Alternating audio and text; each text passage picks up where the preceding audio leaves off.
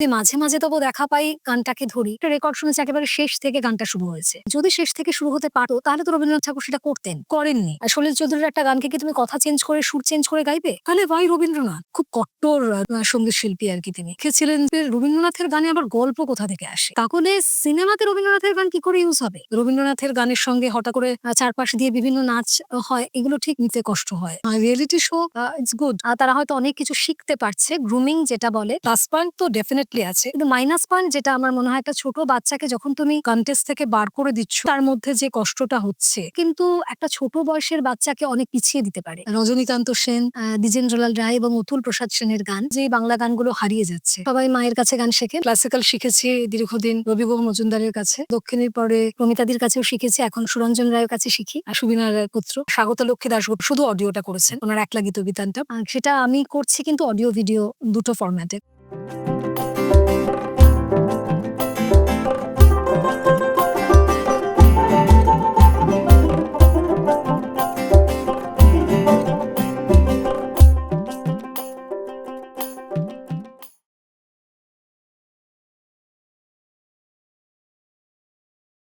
নমস্কার। বৈঠকখানার নতুন পর্বে আপনাদের সবাইকে স্বাগত। আশা করি আপনারা ভালো আছেন, সুস্থ আছেন। আপনাদের পরিবারের সবাই ভালো আছে। আজকের আড্ডায় যিনি আমাদের অতিথি, তিনি একজন খুব ভালো সঙ্গীত শিল্পী। তিনি রবীন্দ্রসঙ্গীত চর্চা করেন এবং তিনি ৩ কবির গান সেটা কি সেটা আমরা ওনার সঙ্গে আলোচনা করলে জানতে পারব। তিনি তার সঙ্গে গানের স্কুল খুলেছেন বাচ্চাদের এবং অনেককে শেখানোর জন্য। এবং আজকে আমরা যে স্টুডিও শুট করছি, সে স্টুডিওটাও ওনারই। সেটা কতটা সেটা উনি কথা বলতে, বলতে বলবেন। তো চলুন আর বেশি বকবক না করে আজকে আমরা একটা সাংস্কৃতিক আলোচনা করি, একটা আড্ডা দিই আমাদের বৈঠকখানায়। আজকের অতিথি সায়ন্তনী গুপ্ত। নমস্কার। নমস্কার, নমস্কার। তো সায়ন্তনীদি কেমন আচ্ছা তুমি বলে কথা বলি? একদম তুমি। আমিও তুমি বলি। একদম। তো কেমন আছো? খুব ভালো। তুমি কেমন আছো? ভালো। তোমার নিজের স্টুডিওতে আসতে অসুবিধা হয়নি তো? না, কোনো অসুবিধা নেই। এটা তো আমার চেনা পথ, রোজগারের পথ। এবারই চলে এসছি। তোমার পডকাস্টে নতুন, একদম ১ম এটা আমারও পডকাস্ট ১ম। তো সেই কারণে অভিজ্ঞতাটাও নতুন। খুব ভালো লাগছে এসে। যাক ভালো লাগলো। যদি আমরা এটা পডকাস্ট বলি না, আমরা আড্ডা বলতেই অভ্যস্ত। বেশ, বেশ। তো পডকাস্ট বললে ব্যাপারটা খুব গম্ভীর হয়ে যায়। একটা কোয়েশ্চেন আনসার ব্যাপারটা থাক, আড্ডায় থাক। একদম। তো আমাদের আ বেশ কিছুদিন আগে এখানে দেবাশিস বাবু এসেছিলেন ডিসেম্বরের ক্রিসমাসের আগে খুব সম্ভবত। তো তিনিও এই স্টুডিওর ওয়ান আপ অফ ওনার, আর সায়ন্তনীদিও ওনার। তো আমাদের এই স্টুডিওটা স্টার্ট করলে কি হবে? এটা কোভিড এর ঠিক আগে মানে আমাদের যখন কোভিডটা শুরু হয়নি তখন আমরা ভাবছিলাম যে একটা আ এমন গানের প্ল্যাটফর্ম করা দরকার হুম। যেখানে আ কম সংখ্যক মানুষ এসেও একটা অ্যাম্পি থিয়েটারের মতন যদি করতে পারি, সেখানে শো হলে মানুষ সেখানে আসবেন এবং কি হয় হলগুলোতে আমরা দেখতে পাই যে লোক সংখ্যা আ অনেক কম। মানে হলে আমরা অনুষ্ঠান করতে গিয়ে বুঝতে পারি যে অনেক কম সংখ্যক মানুষ হলে আসেন। তো তখন মনে হয় যে যদি দর্শক না থাকেন তাহলে অনুষ্ঠানটা কেমন করে করবেন কোনো শিল্পী?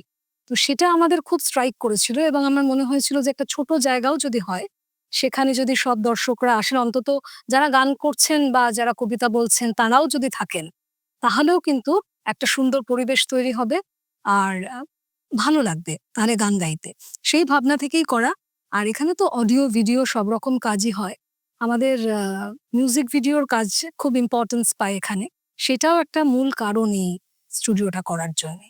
আর সবটাই দেবাশিসদার আইডিয়া কিন্তু এবং আমাদের পারিবারিক বন্ধু দেবাশিসদা। আর আমার সঙ্গীত জীবনের অনেকটাই দেবাশিসদার সূত্র ধরে আমার আসা আরকি অনেকটাই। দেবাশিসদা এগিয়ে দিয়েছেন আরকি সব জায়গায়। তো সেক্ষেত্রে আ একসাথে আমরা কাজ করতে খুব কমফোর্টেবল এবং সেই কারণেই এই স্টুডিও।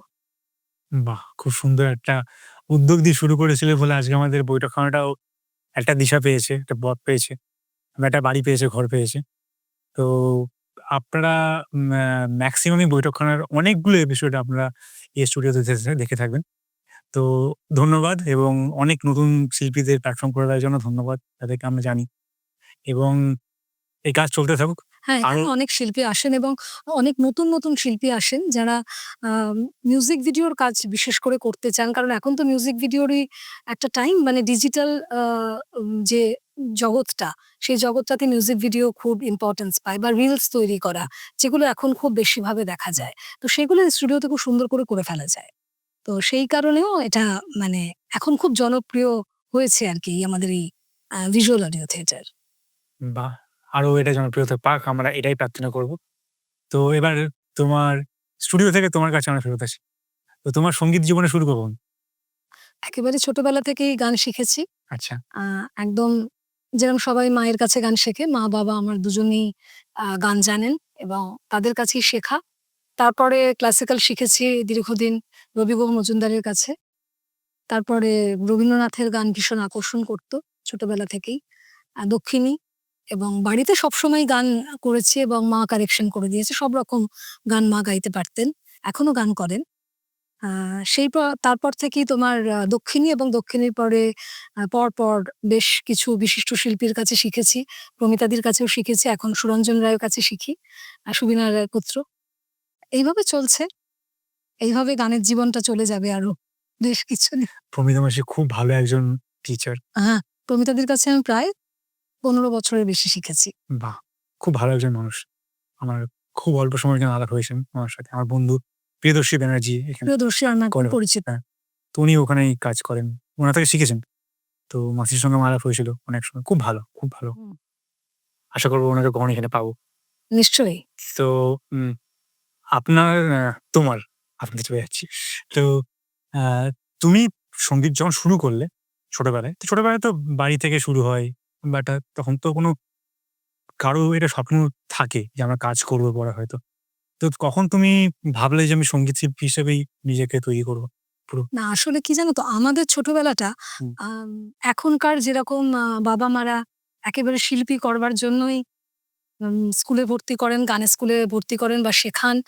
একেবারে লেগে থাকেন ছেলেমেয়েদের সঙ্গে, এবং আ জি সারেগামাপা থেকে শুরু করে বিভিন্ন যে আ প্ল্যাটফর্ম গুলো আছে সেগুলোতে তারা নিয়ে যেতে চান।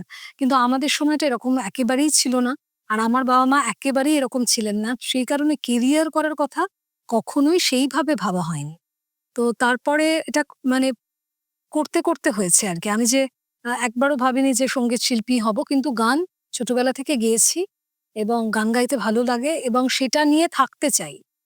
এর বেশি কিছু যে চাওয়া ছিল ছোটবেলা থেকে, তেমন কিন্তু হয়নি। কিন্তু পরিমণ্ডলটা পুরোপুরি একটা সাংস্কৃতিক পরিমণ্ডলে বড় হয়েছি। বাবা নাটক করতেন, গান করতেন, সবটাই আমরা বাড়ি থেকে পেয়েছি। তো সেইভাবে এগিয়ে এসছি আরকি। আর তারপরে এখন একেবারে চাই যে গান সংক্রান্ত কাজই করব। এবং তাই জন্যই কিন্তু স্টুডিও, নিজের গানের স্কুল, সবটাই সেই কারণে করা। এবং সেইভাবে এগিয়ে চলেছি। মানে ভালো লাগে। গান বাজনার সাথে থাকতে ভালো লাগে। গান বাজনা ছাড়া থাকতে ইচ্ছা করে না। কতটা শিল্পী হতে পেরেছি বলতে পারব না। আমি মনে করি যে আমি শিখছি এবং আ শেখার এখনো অনেক বাকি। কারণ ভালোর তো কোনো শেষ হয় না। আ তো এই শেখারও কোনো শেষ হয় না আমার মনে হয়। অনেক কিছু জানি না। তো সেগুলো চেষ্টা করি যদি শিখে চর্চা করে এগিয়ে যেতে পারি। এইটুকুই। বাহ! খুব সুন্দর একটা কথা বললে। আম এটা খুব ভাববার বিষয় যে পয়েন্টটা তুমি হাইলাইট করলে। যে আমাদের সময়ে আমরা ভাবতাম যে আমাদের বাবা-মা আ কেরিয়ার ডিসিশন নিচ্ছেন। যেটা অনেকেরই দুঃখ। যদিও আমিও ভাগ্যবান, আমি যেটা করতে চেয়েছি সেটাই করেছি। কিন্তু এখন তো বাবা-মারা ছোটবেলায় ৫-৬ বছর বয়স থেকে ঠিক করে দিচ্ছে তার বাচ্চা কি হবে। তা ৫-৬ বছরের বাচ্চা কি ঠিক করে ভাবতে পারে যে আমি কি হব তখন? না, ভাবতে পারে না এবং এটা না বাচ্চাদের উপর খুব বার্ডেন হয়ে যায়। আমার নিজের মেয়ে এখন ক্লাস 11 এ পড়ে। ওকে যে আমি গান গাইতে কখনো জোর করেছি এরকমটা কখনো ঘটেনি। কিন্তু আমি তো জোর করতেই পারি।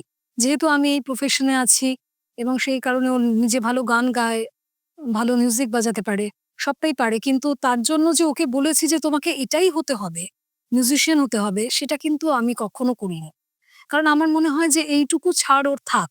যে ও যেটা ভাববে সেটাই ও করবে।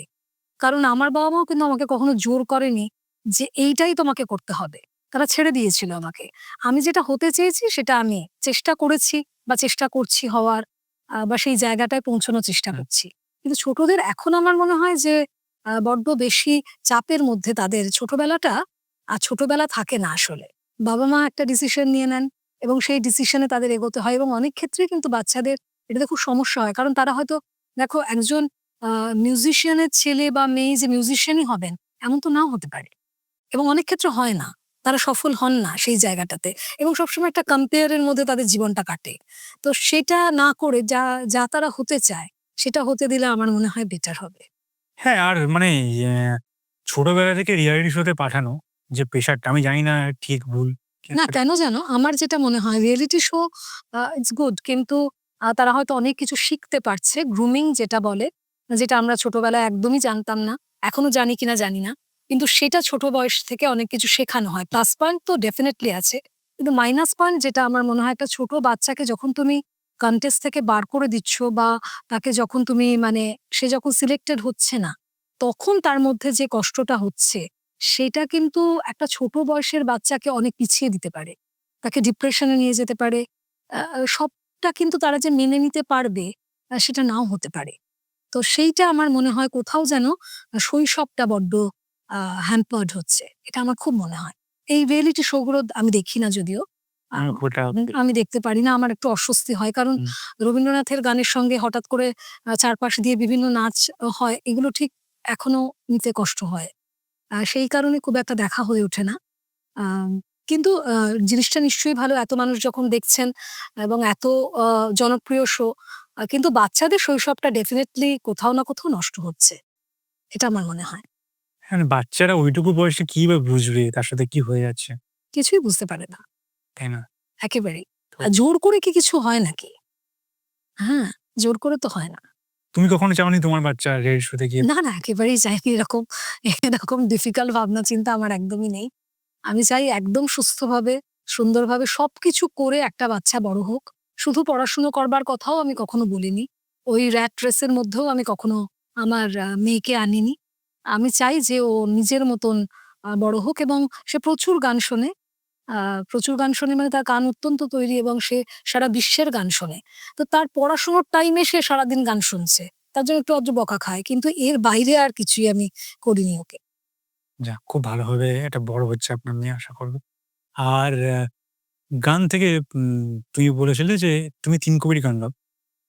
তো সেই ব্যাপারটা যদি তুমি দর্শকদের বলো ৩ কবির গান কি জিনিস আর কিভাবে হচ্ছে?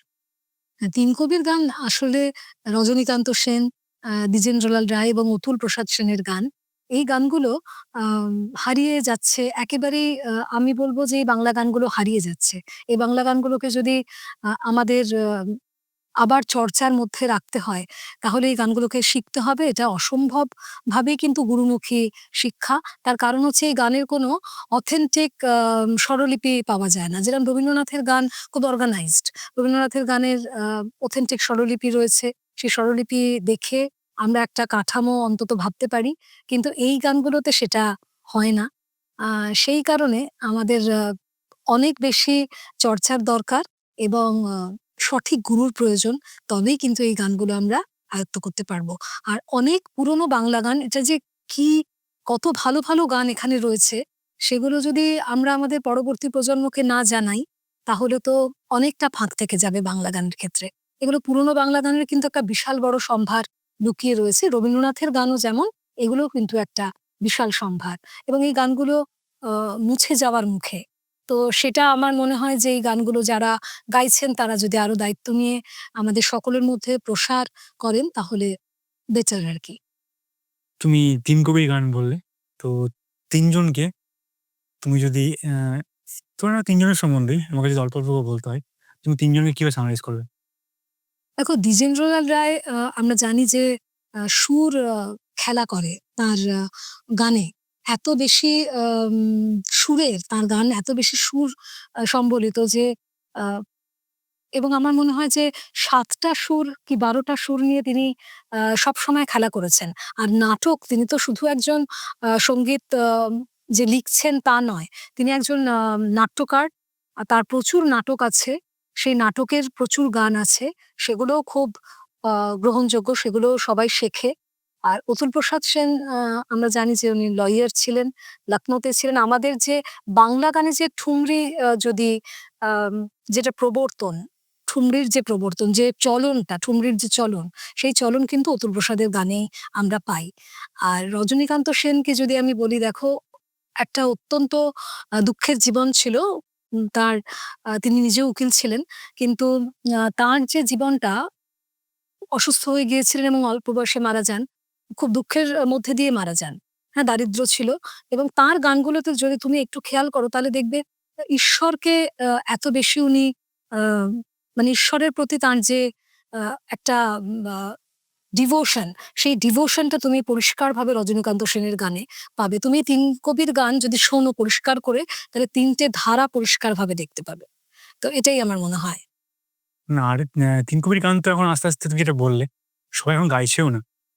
ঠিক আছে? তো খুব কম গায়। আম এটা নিয়ে তুমি কিছু ভাবছো না কিছু করার? কোনো একটা সিরিজ বা আমি তো চেষ্টা করছি এই গানগুলো নিয়ে মিউজিক ভিডিওর কাজ করার এবং কিছু করেওছি। আরো কিছু করব। আরো শিখবো। আরো অনেক কিছু জানবো। এরম ইচ্ছা আছে। তারপরে যদি আমি শেখাই যে চেষ্টা করব যে আমার যারা ছাত্রছাত্রী তাদেরকে এই গানগুলো শেখাতে। কারণ এই গানগুলোর প্যাটার্নটা সম্পূর্ণ আলাদা। রবীন্দ্রনাথের সাথে কোনো মিল নেই।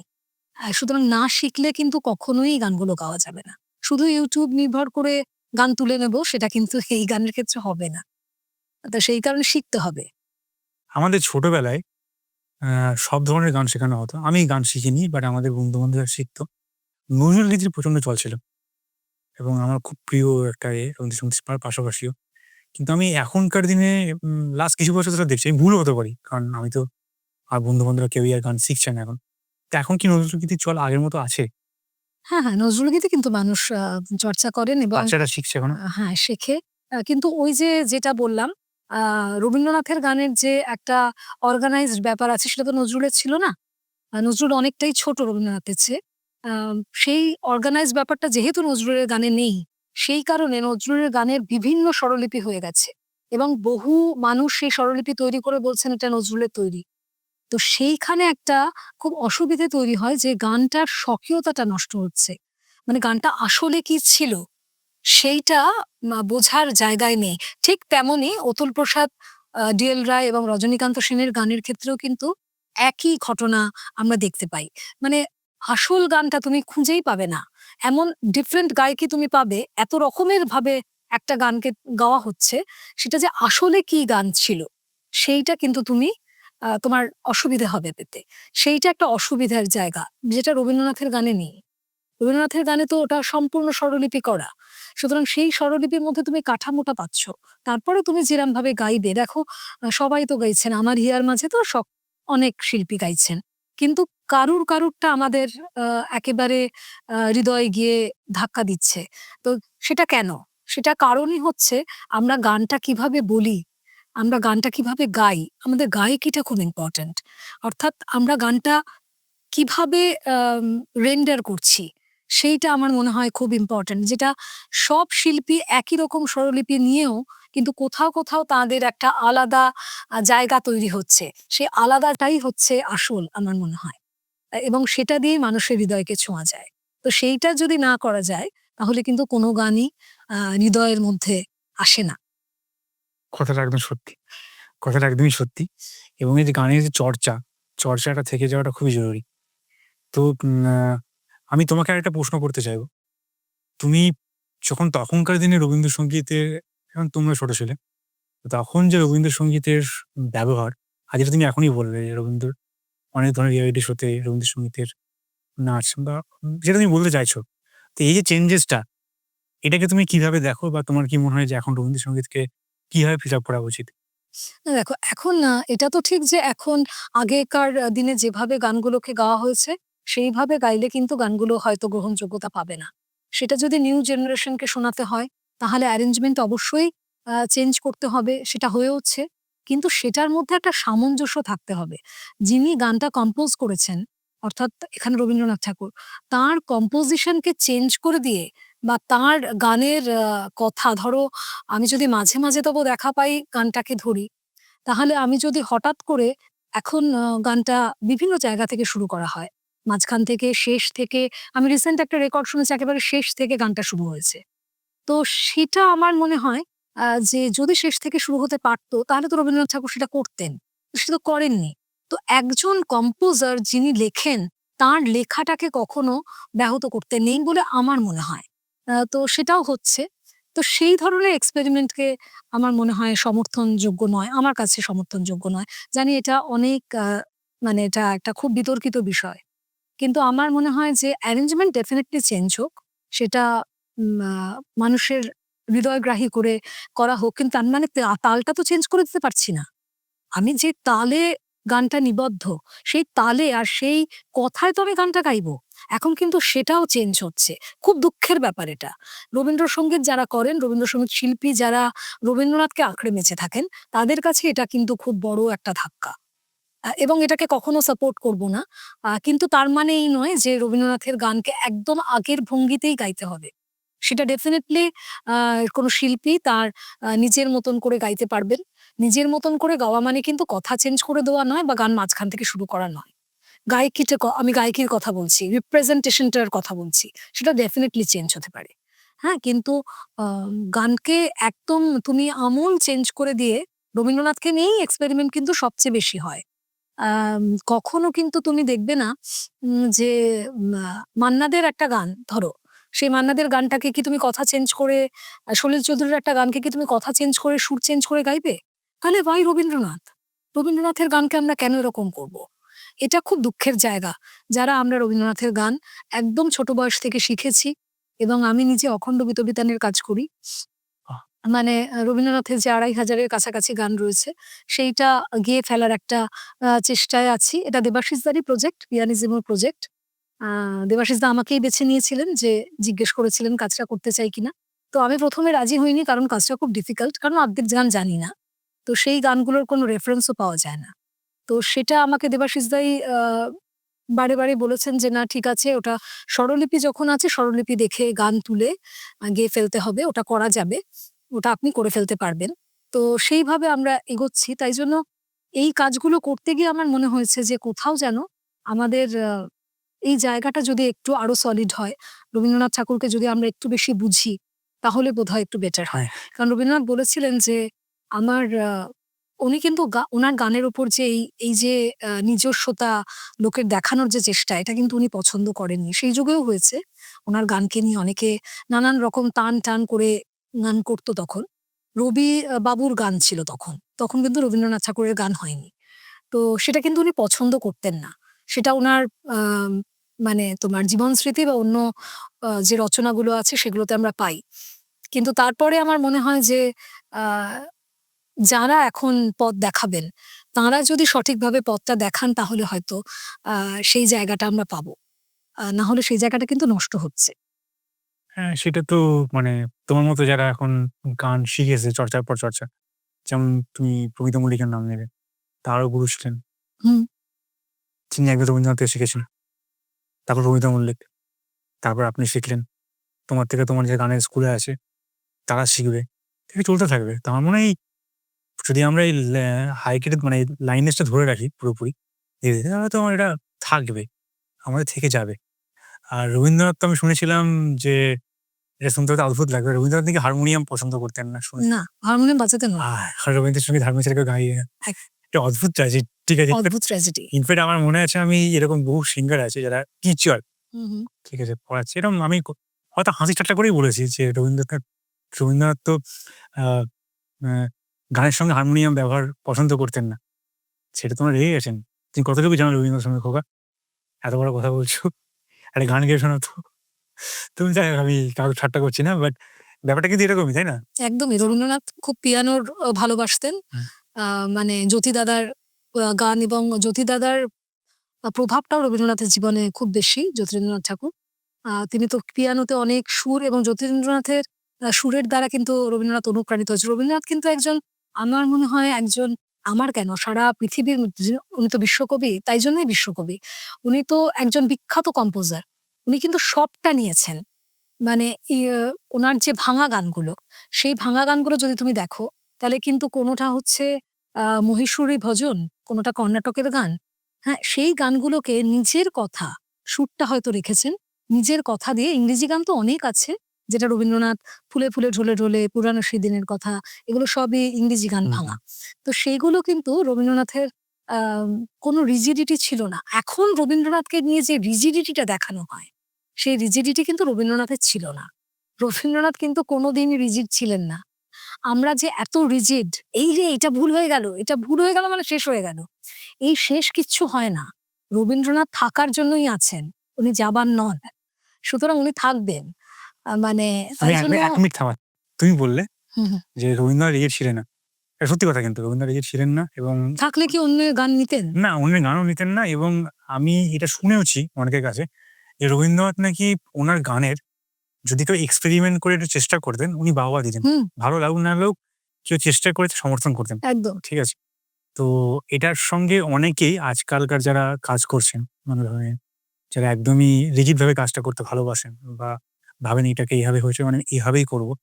তাদের সঙ্গে কিন্তু সহমত হবে না। উনি হয়তো হতেন না।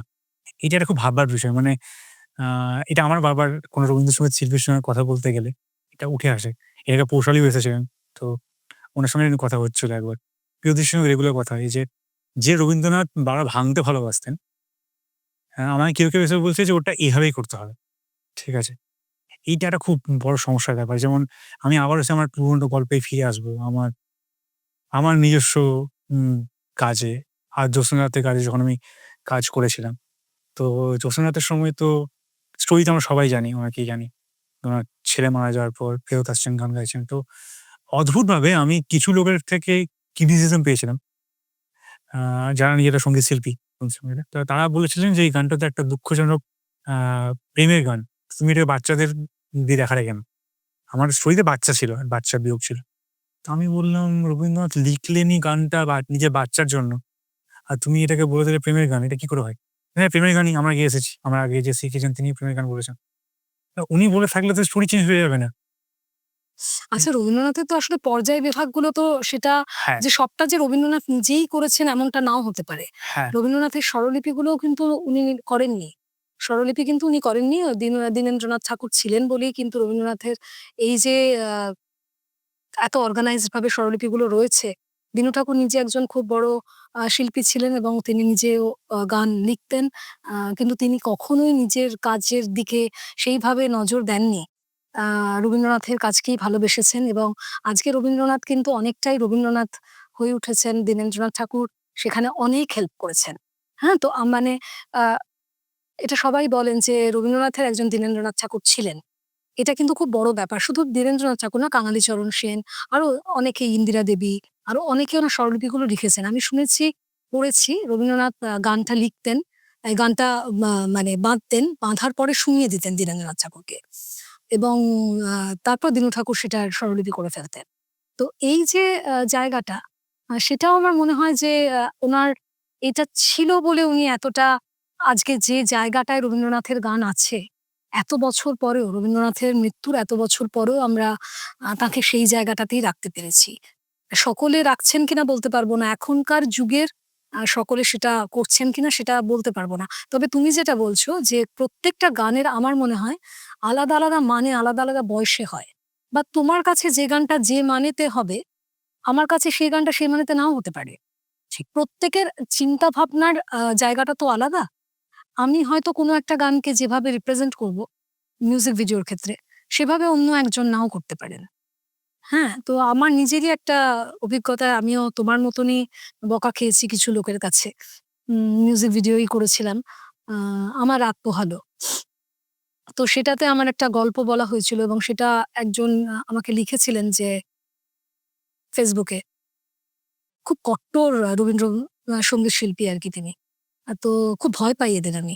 তো তিনি লিখেছিলেন যে আম এটা একটা গল্পের, রবীন্দ্রনাথের গানে আবার গল্প কোথা থেকে আসে? তাহলে যদি সেটাই মেনে নিতে হয়, তাহলে সিনেমাতে রবীন্দ্রনাথের গান কি করে ইউজ হবে? আমি এটাই বলতে যাচ্ছিলাম। এটা তাই আমি না? ফেস করেছি। সিনেমাতে কি করে, আজকে ধরো 'যে রাতে মোর দুয়ারগুলি ভাঙল ঝড়ে', তুমি যখন গানটা শোনো, তোমার কি ঋত্বিক ঘটকের কথা মনে পড়বে না? আমি এবার কাটছি এখানটায়। ঠিক আছে? তুমি একদম আমার মুখ থেকে কথাটা টেনে চলে গেলে। আমাদের চ্যানেলে যেটাতে দুয়ারগুলি করেছি এবং আমাদের ১ম দিককার কাজ খুব জনপ্রিয়। আমাদের চ্যানেলের সবথেকে জনপ্রিয়তম মিউজিক ভিডিওর মধ্যে একটা। তো কাজটা যখন রিলিজ করে, খুব চেনা একজন আমার। তো তিনি আমাকে বললেন, খুব সম্ভবত এটা পূজা পর্বের বোধহয় রবীন্দ্রনাথের ছিল এটা খুব সম্ভবত। তো উনি রবীন্দ্রনাথকে শেখান।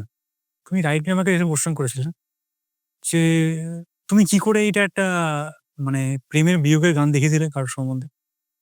এটা তো পূজা পর্বে ছিল, এটা ভগবানকে নিয়ে রবীন্দ্রনাথ লিখেছে। তো আমি বললাম, আমি তো এত বছর ধরে গানটা শুনেছি। আমার তো গানটা শুনলে একটা বিয়োগের কথা আমার মনে হয়। একদম নিজের মনে হয়। প্রিয়জনকে হারানোর কথা। তো আমি যদি গানের বিটের সঙ্গে, গানের স্বরলিপির সঙ্গে, গানের লাইনের সঙ্গে আমি যদি আমার ভাবটাকে প্রকাশ করতে পারি, ঠিক আছে? তাহলে আমাকে কেন এই গানটা শুধু ভগবানের জন্য গাইতে হবে? একদম। মানে রবীন্দ্রনাথ তো লিখে যাননি। হুম। উনি এটা ভাগ করেছেন। তো তুমি আমাকে আমার রবীন্দ্রনাথের গানের মানের সঙ্গে তুমি আমাকে এটা জাজ করে বলো, যে জাজি যখন করছো, আমি জাজ করাতে বিশ্বাসী নই। বাট তুমি জাজি যখন করছো, তুমি এইটা দেখে বলো যে আমি রবীন্দ্রনাথ ঠাকুরের গানের কথাগুলোকে আমি সম্মান দিতে পেরেছি কিনা। আমি যদি অসম্মান করি আমার গালাগাল দাও, আমি মেনে নেবো। হুম, হুম। কিন্তু আমি গানের মানেগুলো রাখতে পেরেছি কি? যদি রাখতে পারি সেও কথা বলো। না, না তুমি এটা করতে পারো না। তুমি আমাকে অপমান করেছো। আমি বললাম, ঠিক আছে। আমি সরি বলে নিচ্ছি। কোনো অসুবিধা নেই। কিন্তু আমার কাজটা অনেক ভিউ পাচ্ছে। প্রচুর লোক দেখছে, প্রচুর লোক জানাচ্ছে এবং পূজা পর্বের গান হিসেবে ঋত্বিক বাবুও কিন্তু পূজা পর্বের গান হিসেবে ইউজ করেননি। ঠিক আছে? ওই লেভেলের কাজ মানে দেখলে এখনো ছিটকে যায়। তো আমার কিছু বলার নেই। এবার কাজ করেছেন ওই টাইমে দাঁড়িয়ে, তো আপনাদের খারাপ লেগে আমার চুপ। আশা করি রবীন্দ্রনাথ ঠাকুরের ভালো লাগবে। আমি বেশি দিন দেখে থাকি। I hope so. এটা চেষ্টা। যদি উনার ভালো লেগে থাকে আমি খুশি। আসলে প্রত্যেকে তার নিজস্ব চিন্তাভাবনা অনুযায়ী গানগুলোকে দেখবে। গানগুলো তো অনেক ব্যাপ্ত। আমার মনে হয় রবীন্দ্রনাথের গানের ব্যাপ্তি এত যে আমরা নানান রকমভাবে সেটাকে ভাবতে পারি। আ 'মম চিত্তে নিতে নৃত্যে' যে গানটা আছে, আমরা ভাবতাম যে ছোট বয়সের আ ছেলেমেয়েরাই নাচবে।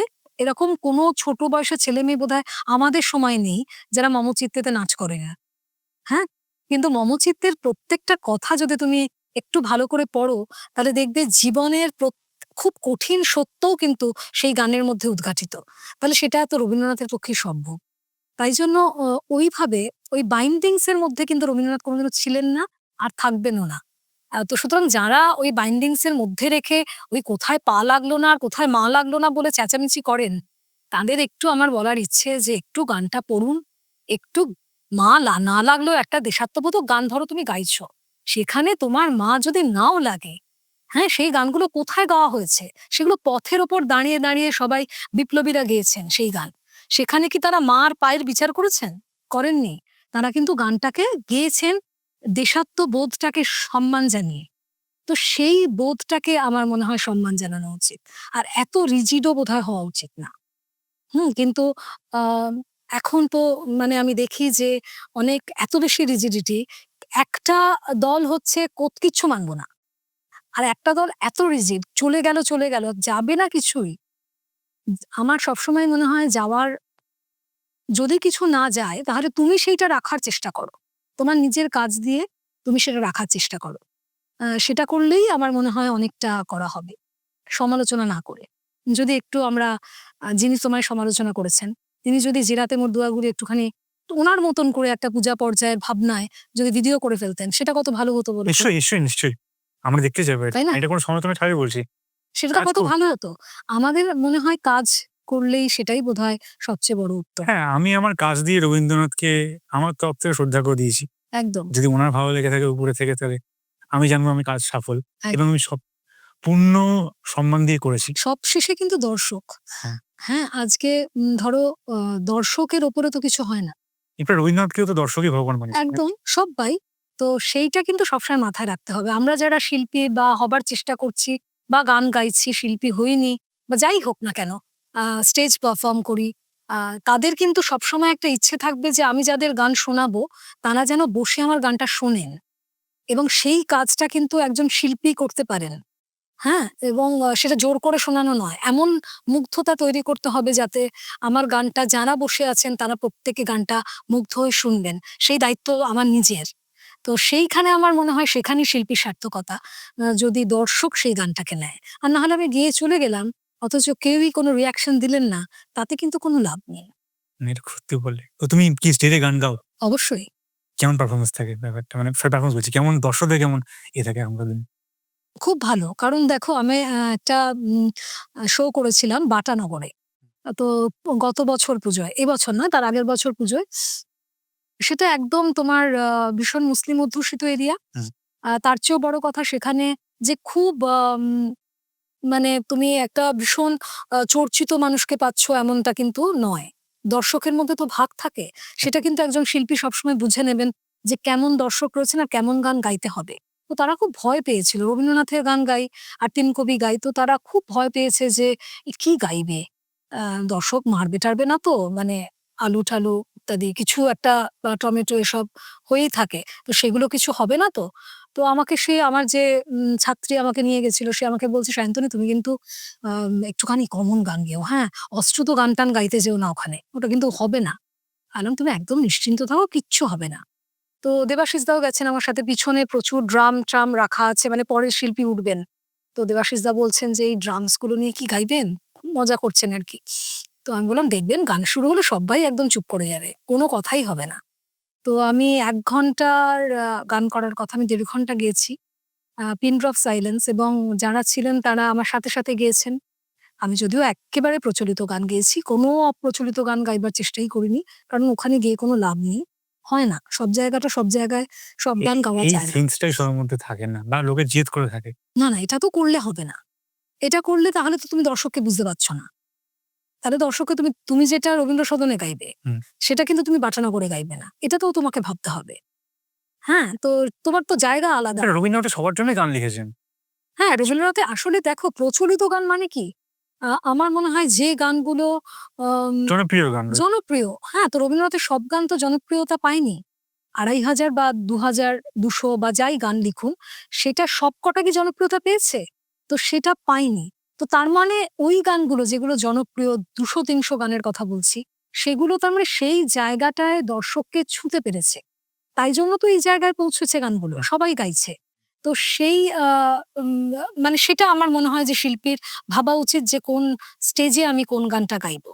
তো সেখানে আমি খুব সফলভাবে গান গেয়েছি এবং কোথাও কোনো সমস্যা হয়নি, এবং শুনেছি পরে যারা উঠেছেন তারা ড্রাম বাজিয়েও কিন্তু গানটা গাইতে পারেননি, এবং লোকে কিন্তু সেটা নেয়নি। তো সেটা আমার কাছে একটা বিশাল বড় প্রাপ্তি। আমি তো খুবই স্টেজ শো করি।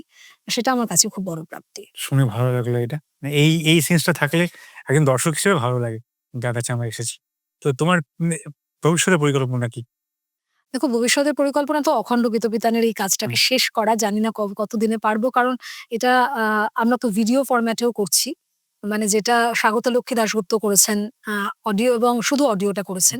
উনার 'একলা গীতবিতান'টা পুরোটাই করা।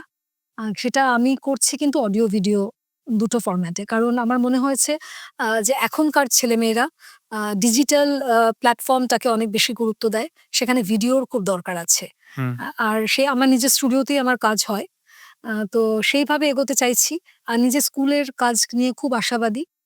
নানান মিউজিক ভিডিও আমরা অনুষ্ঠান করি। প্রচুর অনুষ্ঠান হয় আমাদের।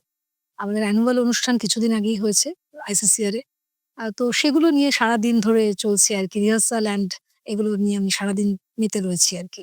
এইসবই করে যাবো। সারা জীবন গান গাইবো আর যেন মঞ্চেই শেষ নিঃশ্বাস ত্যাগ করি। আমাদের সমস্ত শিল্পীদের একই ইচ্ছা। একদম। সো আমরা আড্ডার প্রায় শেষের পর্বে চলে এসেছি। অনেক কথা তো বলছি। না, অনেক কথা হয়নি। কম কথাই হয়েছে। আরো কথা বলা যেতে পারত বা পারে। আমরা আপনাকে আর কথা বলব। তো তুমি যদি দর্শকদের কিছু বলতে চাও, হুম। কাউকে যদি কোনো অনুপ্রাণিত করতে চাও, তুমি বলতে পারো শেষ করার আগে।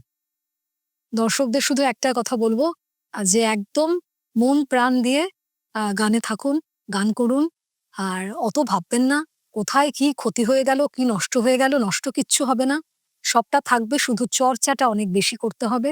আর এক রাত্রেই বা ২ রাত্রেই কেউ শিল্পী হয়ে যায় না। তাই জন্য প্রচুর বাড়িতে প্র্যাকটিস করা দরকার। আর শুধু সোশ্যাল মিডিয়াতে পোস্ট করলেই কিন্তু কেউ শিল্পী হয়ে যায় না। তাই জন্য প্রচুর খাটতে হবে। আর খেটে খুঁটে নিজের জায়গাটাকে তৈরি করতে হবে। তবেই কিন্তু মানুষ সেই গানটা শুনবেন।